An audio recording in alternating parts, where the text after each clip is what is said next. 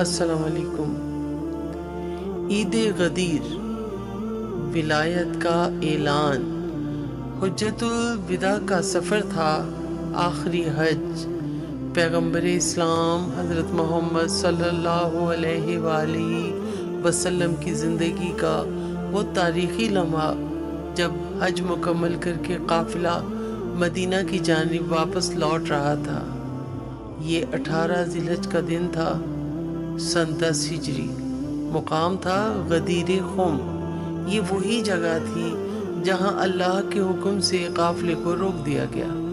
گرمی اپنی انتہا پر تھی، لیکن آسمان سے ایک اور حکم نازل ہونے والا تھا جو صرف وقت کی تاریخ نہیں بلکہ قیامت تک کی ہدایت کا مرکز بننے والا تھا۔ اللہ کا حکم آیا، اے رسول، پہنچا دو وہ پیغام جو تمہارے رب کی طرف سے تم پر نازل ہوا ہے۔ اگر تم نے یہ نہ کیا تو گویا تم نے رسالت کا کوئی کام ہی نہیں کیا، اور اللہ تبارک و تعالیٰ تمہیں لوگوں کے شر سے محفوظ رکھے گا۔ آج خیر کثیر کا دن ہے، یہ جناب امیر کا دن ہے، آج ہر باز امیر کا دن ہے، یہ انیس و دبیر کا دن ہے۔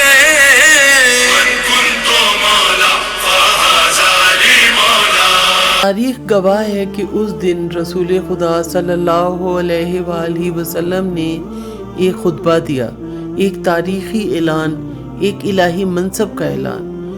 کیا میں تم پر تمہاری جانوں سے زیادہ حق نہیں رکھتا؟ سب نے بآواز بلند کہا، یا رسول اللہ۔ آپ نے فرمایا، من کنتُ مولا فہذا علی مولا، جس کا میں مولا ہوں اس کا علی مولا۔ یہ تھا اعلان غدیر، یہ تھا ولایت کا اعلان، یہ تھا وہ دن جب نبوت نے امامت کو ہاتھ میں تھاما، رسالت کا چراغ ولایت کے ہاتھوں میں دے دیا گیا۔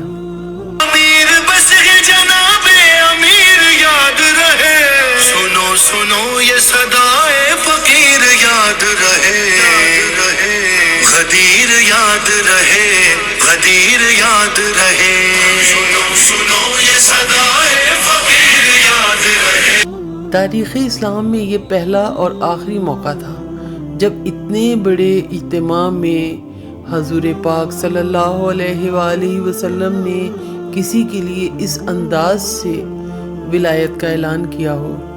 علامہ امینی رحمۃ اللہ نے اپنی مشہور کتاب الغدیر میں 110 صحابہ کے نام ذکر کیے ہیں جنہوں نے اس موقع پر امام علی علیہ السلام کو اپنا مولا تسلیم کرتے ہوئے بیعت کی۔ مبارک ہو تمہیں اے علی، تم میرے مولا اور ہر مومن اور مومنہ کے مولا بن گئے ہو۔ یہ الفاظ ان صحابہ کے تھے جنہوں نے اس اعلان کے بعد نہ صرف حضرت علی علیہ السلام کی ولایت کو تسلیم کیا بلکہ زبان سے مبارکباد بھی دی، لیکن افسوس تاریخ نے وہ سب کچھ نہ سنبھالا جو سنبھالنا چاہیے تھا۔ میں رک کے نبی نے یہ حاجیوں سے کہا، سفر میں رک کے نبی نے یہ حاجیوں سے کہا، ہمارے بعد خدا کا وزیر یاد رہے، یاد رہے، غدیر یاد رہے، سنو سنو یہ صدائے۔ غدیر ایک روشن حقیقت تھی، لیکن چند ہی دنوں میں اس پر پردے ڈالنے کی کوشش شروع ہو گئی۔ خلافت کے میدان میں سیاست آ گئی اور اعلان نبوی کو ایک سیاسی تنازع سمجھ کر نظر انداز کر دیا گیا۔ علامہ عبدالحسین امینی نے الغدیر کی 20 جلدوں میں دلائل، حوالہ جات اور تاریخی شواہد کے ساتھ ثابت کیا کہ واقعہ غدیر محض ایک روایت نہیں، ایک مکمل ثبوت ہے امام علی علیہ السلام کی ولایت کا۔ فطر کا عید الاضحیٰ کا کہنا ہے، یہ عید فطر کا عید الاضحیٰ کا کہنا ہے، مزہ تو تب ہے کہ عید کبیر یاد رہے، غدیر یاد رہے، غدیر یاد رہے، سنو سنو یہ صدائے فقیر یاد رہے، غدیر یاد رہے۔ گویا مسلمان ہر سال 18 ذی الحج کو عید غدیر مناتے ہیں، کیونکہ یہی وہ دن ہے جس دن اللہ تعالیٰ نے دین کو مکمل کیا، نعمت کو تمام کیا اور اسلام کو ولایت کے ذریعے استحکام بخشا۔ آج میں نے تمہارے لیے تمہارا دین کامل کر دیا اور تم پر اپنی نعمت تمام کر دی اور تمہارے لیے اسلام کو بطور دین پسند کر لیا۔ سورہ المائدہ آیت 3۔ یہی وہ دن تھا جب اللہ نے اعلان کیا کہ آج کے دن دین مکمل ہو گیا، نعمت تمام ہو گئی اور اسلام دین کے طور پر پسندیدہ قرار پایا، اور یہ سب اس وقت ہوا جب امام علی علیہ السلام کو ولی اور جانشین بنایا گیا۔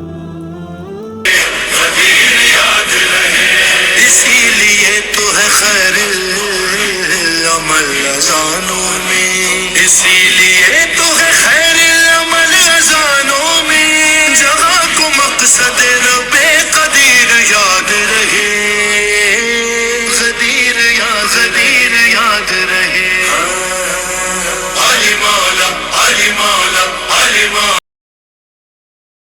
کیا وہ علی جو خیبر شکن تھے؟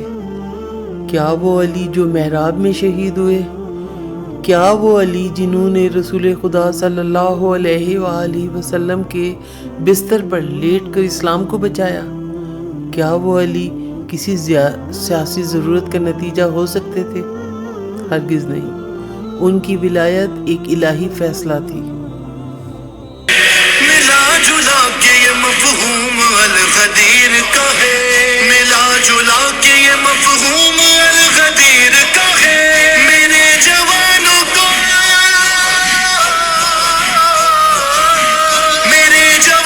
کو کمبر کا پیر یاد رہے، غدیر یاد رہے، غدیر یاد رہے، غدیر یاد رہے۔ اعلان غدیر کے کچھ دن بعد حارث بن نعمان الفہری نامی شخص نبی اکرم صلی اللہ علیہ وآلہ وسلم کی خدمت میں آیا۔ اس نے گستاخی سے کہا، اے محمد، تو نے ہمیں حکم دیا کہ ہم اللہ کی وحدانیت اور تیری رسالت کی گواہی دیں، ہم نے مانا۔ پھر تو نے ہمیں نماز، روزہ، حج، زکوٰۃ کا حکم دیا، ہم نے مانا۔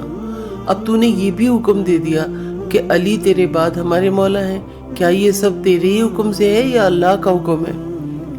نبی اکرم صلی اللہ علیہ وآلہ وسلم نے فرمایا، قسم ہے اس ذات کی جس کے سوا کوئی معبود نہیں، یہ علی کی ولایت اللہ کی طرف سے ہے۔ یہ سن کر حارث غصے میں بھرا اور کہنے لگا، اے اللہ، اگر علی کی ولایت تیرے ہی حکم سے ہے تو ہم پر آسمان سے پتھر برسا یا ہمیں دردناک عذاب دے دے۔ جیسے ہی اس نے یہ کہا، فوراً ایک پتھر آسمان سے آیا اور اس کے سر پر لگا، جو اس کے جسم سے آر پار ہو گیا اور وہ موقع پر ہی ہلاک ہو گیا۔ قرآن پاک کی آیت کا نزول۔ اس واقعے کے بعد قرآن مجید کی سورۃ المعارج کی ابتدائی آیات نازل ہوئیں۔ ایک مانگنے والے نے واقع ہونے والے عذاب کا سوال کیا جو کافروں پر نازل ہوگا اور جس کو کوئی ٹالنے والا نہ ہوگا۔ سورۃ المعارج آیت نمبر 1-2۔ یہ آیات اس واقعے کی طرف اشارہ کرتی ہیں اور اس گستاخ کے انجام کو اللہ کی طرف سے تصدیق بتاتی ہیں۔ یہ حال دیکھ کے حارث کا کہتے تھے سلمان، یہ حال دیکھ کے حارث کا کہتے تھے سلمان، اے منکران علی، اے منکران علی، یہ شریر یاد رہے، غدیر یاد رہے، غدیر یاد رہے، سنو یہ فاتحہ 3 بار سورہ اخلاص برائے بلندی درجات سید افضال حسین زیدی، قیصرہ بانو، سید سردار حسین زیدی، امی زہرہ زیدی اور اپنے مرحومین کی بلندی۔ ویڈیو کو زیادہ سے زیادہ شیئر کیجیے، چینل کو سبسکرائب کیجیے اور لائک کا بٹن دبانا نہ بھولیے گا۔